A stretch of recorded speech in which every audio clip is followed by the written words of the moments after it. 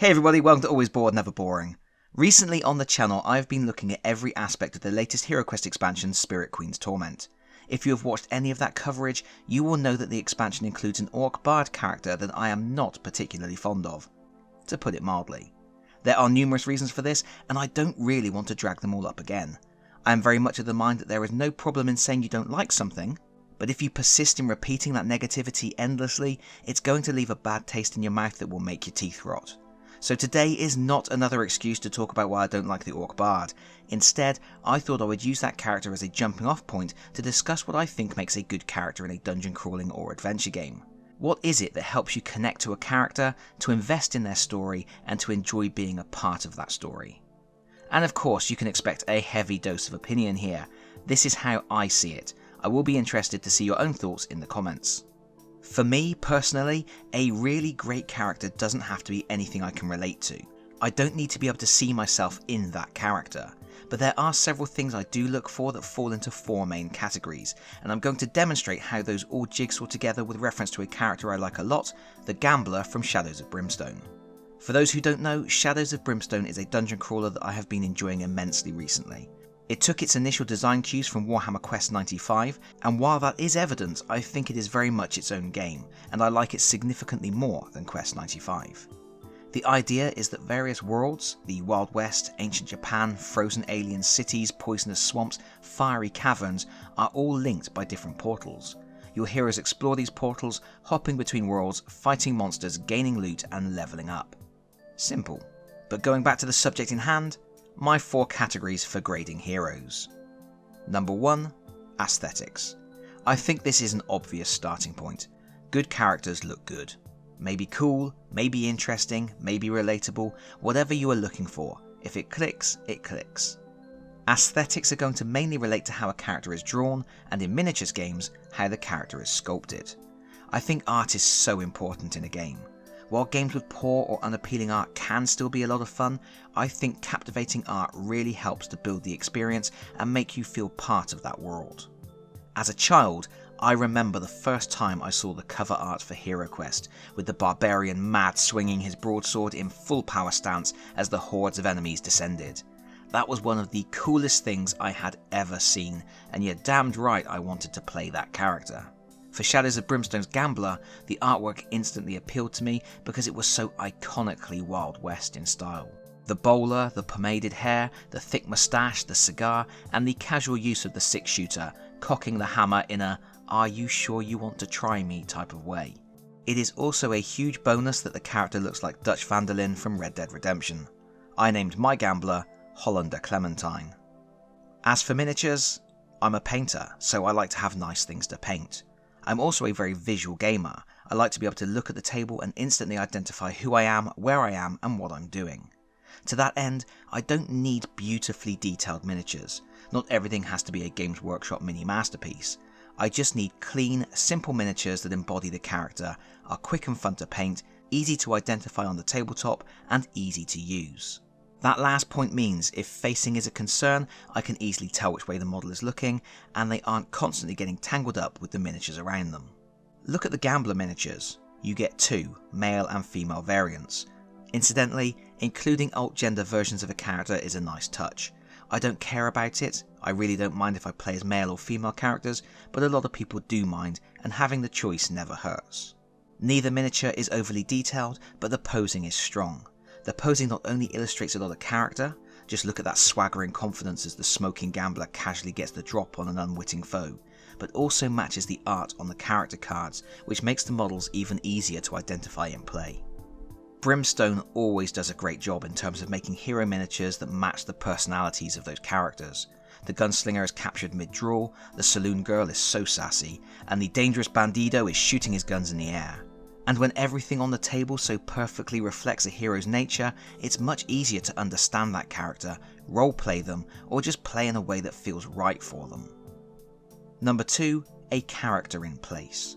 This is a little hard to define really, but in simple terms a good character just feels at home in the setting. You aren't going to look at the character and go, "Why are they there?" To be honest, I can't think of many examples of character designs that get this wrong. For me, our Orc Bard friend is one. He looks like he rolled up from a different game. And I don't necessarily mean the character should have a backstory explaining away their presence. If they do have a backstory, fine, but many games leave a character's history in your hands, and that's even better, as long as coming up with that history feels natural. Focusing on our gambler, I don't think you could imagine a situation where this character doesn't fit the bill. It's so easy just from seeing the art and knowing the setting of the game to come up with justifiable, relatable reasons why this character has taken up monster hunting and darkstone delving as a career. The gambler with a bad debt, the gambler on the run, the gambler who has tried his luck at every game of chance and is looking for new thrills. For Hollander Clementine, I gave him a simple backstory. A card game got particularly ugly, and in the resulting shootout he killed every other man at the table. This earned him the nickname Full House, and as a result he went on the run. He fell in with a group of anti-heroes, a gunslinger, a bandido and a saloon girl, and they are now eking out a living in the Weird West. They aren't trying to be heroes, or even draw too much attention to themselves, but at heart they are all trying to do the right thing. And always, they just need a little more money. Number 3, the rule of cool. This is arguably the most important rule, and it comes down to this. Is the character fun to play? And there is a certain degree of personal preference here. Some people will enjoy kicking down doors and taking names. Some people will prefer to hang back and ping enemies with ranged attacks or magic. Others want to heal their friends and use buffs to help a team. Others still will want to be able to sneak through trapped rooms and solve puzzles. But of course, while you may prefer a particular type of hero class, not all heroes of that class are created equal. For example, I really enjoy playing the wizard in HeroQuest. There is a lot of fun to be derived from having a spellbook of 9 spells, limited use weapons and boons, and having to carefully figure out the optimum time to use them. Conversely, I didn't much enjoy playing a wizard in Dungeons of Doria, simply because I had access to very few spells, and most spells and items that I found had limitations that prevented me from using them. As such, I often felt very constricted in terms of what I could do.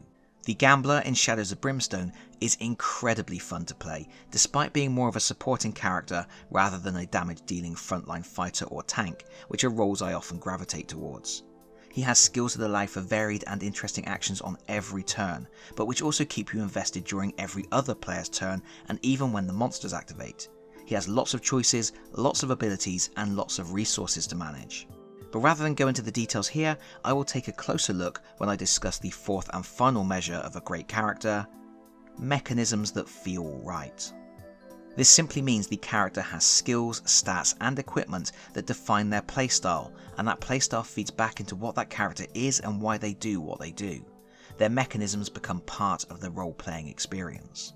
As a simple example, we have HeroQuest Barbarian. He has no special skills, he has a lot of body points, and he starts the game with a big sword. That's it. At first blush that may seem oversimplistic and even boring, but it's actually genius, because the Barbarian is a meathead. He bashes down doors, hits monsters over the head, and then soaks any retaliatory attacks. That's the only way you can play him. The mechanisms are designed so you can play a Barbarian exactly the way you would expect a Barbarian to play. Over time, that distilled essence of Barbarian rage has been diluted in a way that I don't care for so much. The introduction of spell scrolls that any hero can use, and then potions that any hero can craft and use, has made it possible for the Barbarian to assume other roles within a battle. And the introduction of the Guardian Knight means the Barbarian has lost his primary role as meat shield for the puny skimbags that follow him around. But looking at the Barbarian as he first emerged from the core game, that's a prime example of lean, story-focused, character-based design. But we want to talk about the gambler here, not the Barbarian. And whoever is responsible for designing this character is a low-key genius, because they created a hero whose primary focus is on playing the game at a meta level, making deals, placing bets, and manipulating dice and cards. It's absolutely perfect. To start with, let's look at the character sheet. I'm not going to worry about going through the stats and what they mean. The important bit for this video is the section regarding special abilities. We see our hero starts with 3 fortune tokens. These are a unique kind of resource the gambler has, a nebulous kind of luck, an innate ability to be able to turn situations to his benefit. The tokens are simply spent when necessary in order to activate some of his special skills called gambling tricks. And yes, they call his skills tricks. It's little details like that which add to the whole. The gambler also has Lady Luck, which gives him 2 starting tricks, one of which is selected at random, and a way to regain fortune. Finally, he has a poker face that lets him generate additional gold when he undertakes gambling actions in town. This is such a great ability. Money is essential to the overall progress of the team, and every penny counts. So that's the bedrock of the character. On top of that, you then get to customize him, first by selecting one of 3 special starting abilities. We have Fancy Footwork, which lets you roll an extra dice for movement, picking the highest, and if you ever roll a double, you recover one of those precious fortune tokens. So straight away we have dice roll mitigation, perfect for a character who wouldn't be above using loaded dice. The second choice is High Roller. Any 6s you roll to hit cause an additional damage, and as an added bonus once per turn, when you gain Grit, you gain Fortune too. This is a very simple ability to improve your damage output, skewing the character slightly more into a combat role. But again, it's an ability geared around playing the odds, and the name High Roller is excellent. The final choice is Side Bet. You get +1 luck as standard, and whenever you make a skill test, if you roll 3 of a kind, you recover a fortune token. But if you roll 3 ones, you lose D3 fortune tokens instead. This is just great. The flat stat increase is powerful, but the whole concept of the side bet where you can claw back fortune or lose it is just lovely. For the record, Hollander Full House Clementine took Fancy Footwork, which he is needed to stay one step ahead of the law. Each hero also gets a randomly drawn personal item. Hollander got an eye patch that gives him +1 cunning. He took it from one of the men he shot at the card game, as a reminder he always needs to keep both eyes open. But now we get to the really good stuff, the gambling tricks. There are 8 in total, and I'm not going to go through them all. You can always pause the video and read them, but I wanted to talk in general about how well executed these are. For the most part, they have names that relate to gambling, and the skills themselves revolve around manipulating cards and dice in a way that lets you swing the game in your favour, but often with a risk, an actual gamble. For example, the ability Counting Cards lets you use 1 fortune after drawing a card to make a cunning test. If you pass, you place the card face down on top of Counting Cards and draw a replacement. The next time you use the skill and place a card here, the previously stored card is returned to its own deck, D3 cards down. So now you know exactly when that bad card is going to pop again, and you can keep doing this, limited to once per turn, shuffling cards in and out, working multiple decks at once, and constantly pushing back the really bad events until your luck runs out. Then you have Double Down. Use a fortune token when you're about to make a damage roll. The damage is doubled, but if the target isn't killed, then the hit does no damage instead. The kind of gamble that can lay low a powerful enemy or put you in a tough situation for the next turn. The final ability I want to highlight is Bluff. Use 1 fortune token when you are attacked and test luck. If you succeed, the attack is cancelled. If you fail, all hits to you do +1 damage for that attack. I really do think that's all so clever. Wrapping the idea of gambling, card games and dice games into the abilities mechanically works really well. The fact that many of the gambler's abilities work outside of his own turn also adds to the sense that he has this natural ability to manipulate fortune. Most of his skills for changing dice rolls, for example, will work on any hero's dice, or even when the monsters are rolling to attack. The gambler truly feels like a master in deception, trickery, and pushing his luck to the limits. It also keeps you, as the player, invested in every part of every turn. Every dice roll is a chance to do your bit, every draw of every card an opportunity to benefit the team. Heroes in Shadows of Brimstone also get to select new skills when they level up, and as you would expect, the gambler's class paths continue to feed into his role as a dandy risk taker. Besides gaining additional gambling tricks, he can acquire skills like Tell, which will let him convert 1 successful hit from a monster into a miss for every 1 they roll in the attack.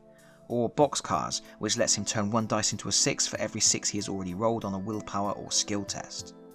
There are also skills that let you know that this is a real Dapper Dan man, like Fancy Pants, which gives him +1 health and +1 sanity for each unique item of clothing he is wearing. At this point, I have probably made my case sufficiently. I think the Gambler is one of the most finely crafted characters I have ever played. That doesn't necessarily make him the best, but it's hard not to marvel at all those individual elements and how they all feed back into how the Gambler should be played and what he would be like as a real person. But of course, not all heroes have to be as complicated as the Gambler. HeroQuest's Barbarian is proof of that. A great character is simply a character that looks good, feels connected to the world it lives in, has mechanisms that create a fitting playstyle, and which is ultimately fun. I have already done a video on some of my favourite heroes from dungeon crawling games. You can find a link to it in the video description below. Also, why not let me know in the comments what you look for in a character? What lets you feel connected and makes you want to stick with those characters throughout a whole campaign? And that is it from me for now. Thank you so much for watching. If you like this video, please consider pressing the like button. If you really like this video, please consider subscribing if you don't already do so. And hopefully, I will see you all again very soon. Bye bye everyone. Bye bye.